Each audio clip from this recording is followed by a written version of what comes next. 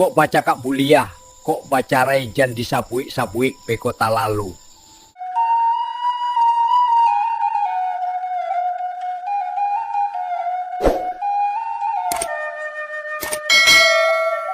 Assalamualaikum warahmatullahi wabarakatuh. Sana, selamat datang di Minang Mustika Jaya. Kali ini, kita akan membahas sebuah pepatah Minang yang mungkin sering kita dengar, tapi kaya akan makna. Kok baca Kak Buliah, kok baca Rai jandi sabue-sabue, beko talalu. Apa artinya? Yuk kita kupas tuntas dengan contoh dialog. Pepatah ini secara sederhana berarti, bertengkar itu boleh, tapi jangan mudah mengucapkan kata cerai, karena ucapan itu bisa menjadi kenyataan. Dalam budaya Minang yang menjunjung tinggi kekerabatan, perceraian bukan hanya masalah pribadi, tapi juga sosial. Bertengkar itu seperti menggoreng sambal. Panas dan beraroma, tapi jangan sampai membakar semuanya. Konflik yang sehat bisa memperbaiki hubungan. Sementara perceraian bisa menghanguskan ikatan. Kok boros banget ini? Titi abis tarui. Alah, adia koba. Udah kan bakar rajo untuk keluarga Juo. Kalau begini terus, lata biak baik kita babis saja. Jo. Ucapan sang istri ini, meski hanya keluar saat emosi, bisa membekas di hati Udaliang dan merusak kepercayaan di antara mereka. Nak, bawa kok mamilia jurusan ko? Kan labia rancak jadi dokter. Awak nan kaman jalani, bukan ibu. Kamu ini indak pernah mendengar kecek ibu, percuma saja ibu membesarkan kamu.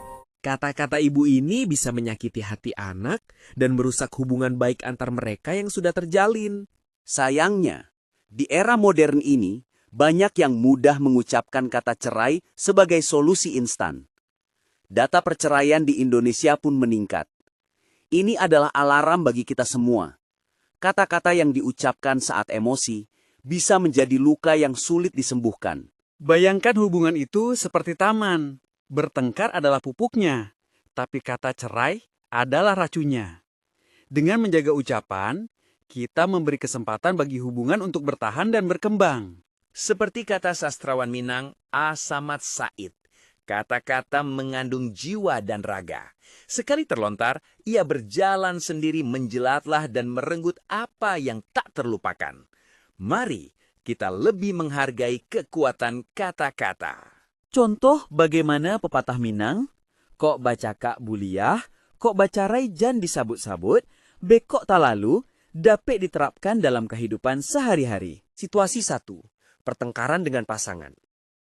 Konteks, Anda dan pasangan sedang bertengkar hebat karena perbedaan pendapat tentang cara mendidik anak. Emosi Anda berdua memuncak dan kata-kata kasar mulai terlontar. Alih-alih mengucapkan kata cerai atau pisah dalam kemarahan, cobalah untuk menenangkan diri terlebih dahulu. Ingatlah bahwa pertengkaran adalah hal yang wajar dalam hubungan, tetapi mengucapkan kata perpisahan bisa menjadi bumerang yang menghancurkan segalanya. Solusinya, tarik napas dalam-dalam, minta waktu untuk menenangkan diri, dan bicarakan masalah tersebut dengan kepala dingin setelah emosi mereda. Fokuslah pada mencari solusi bersama, bukan saling menyalahkan. Situasi 2. Konflik dengan anggota keluarga lain. Konteks, Anda berselisih paham dengan saudara kandung tentang pembagian warisan keluarga. Perdebatan semakin panas, dan Anda merasa sangat kecewa dan marah. Penerapan pepatah. Hindari mengucapkan kata-kata yang bisa merusak hubungan kekeluargaan, seperti, saya tidak mau lagi berhubungan denganmu, atau, kamu bukan lagi saudara saya. Ingatlah bahwa hubungan keluarga adalah ikatan yang sangat berharga dan sulit untuk dipulihkan jika sudah rusak. Solusinya, cobalah untuk melihat masalah dari sudut pandang saudara Anda dan cari titik temu yang bisa diterima oleh kedua belah pihak. Jika perlu, libatkan pihak ketiga yang netral untuk membantu mediasi. Situasi 3. Masalah di tempat kerja. Konteks, Anda merasa tidak dihargai oleh atasan atau rekan kerja di tempat kerja. Anda merasa sangat frustasi dan ingin mengundurkan diri. Penerapan pepatah.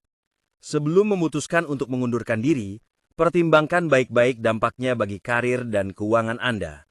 Jangan terburu-buru mengambil keputusan hanya karena emosi sesaat. Solusinya, bicarakan masalah Anda dengan atasan atau rekan kerja yang bersangkutan. Jika tidak berhasil, carilah solusi lain, seperti mencari pekerjaan baru sambil tetap bekerja di tempat yang lama. Situasi 4. Kesulitan keuangan. Konteks, Anda sedang mengalami masalah keuangan yang berat dan merasa putus asa. Anda mulai berpikir untuk menjual aset berharga atau bahkan melakukan tindakan yang melanggar hukum. Penerapan pepatah, hindari mengambil keputusan yang gegabah dan bisa memperburuk keadaan. Ingatlah bahwa masalah keuangan bisa diatasi dengan berbagai cara, dan selalu ada harapan untuk keluar dari kesulitan. Solusi, carilah bantuan dari keluarga, teman, atau lembaga keuangan yang terpercaya. Buatlah rencana keuangan yang realistis dan disiplinlah dalam menjalankannya. Oleh karena itu, penting untuk selalu berpikir panjang sebelum bertindak dan berusaha mencari solusi yang terbaik bagi semua pihak. Sanak, mari kita renungkan. Pernahkah kita mengucapkan kata-kata yang kita sesali? Bagaimana kita bisa belajar mengendalikan emosi dan memilih kata-kata yang lebih bijak? Pepatah ini adalah pengingat agar kita lebih berhati-hati dalam berkomunikasi. Pesan kunci. Pepatah kok baca kak buliah, kok bacarai jan disabut-sabut, beko tak lalu, mengajarkan kita untuk selalu berhati-hati dalam bertindak dan berbicara, terutama saat emosi sedang tidak stabil. Kata-kata dan tindakan yang kita lakukan saat marah atau kecewa bisa memiliki dampak yang sangat basah bagi diri sendiri maupun orang lain. Semoga video ini membawa manfaat dan refleksi bagi kita semua. Ingatlah, kok baca kak buliah, kok baca rai, jan disabut-sabut. Beko tak lalu. Mari kita jaga lisan dan bangun hubungan yang kuat. Jangan lupa like, share, dan subscribe Minang Mustika Jaya. Assalamualaikum warahmatullahi wabarakatuh.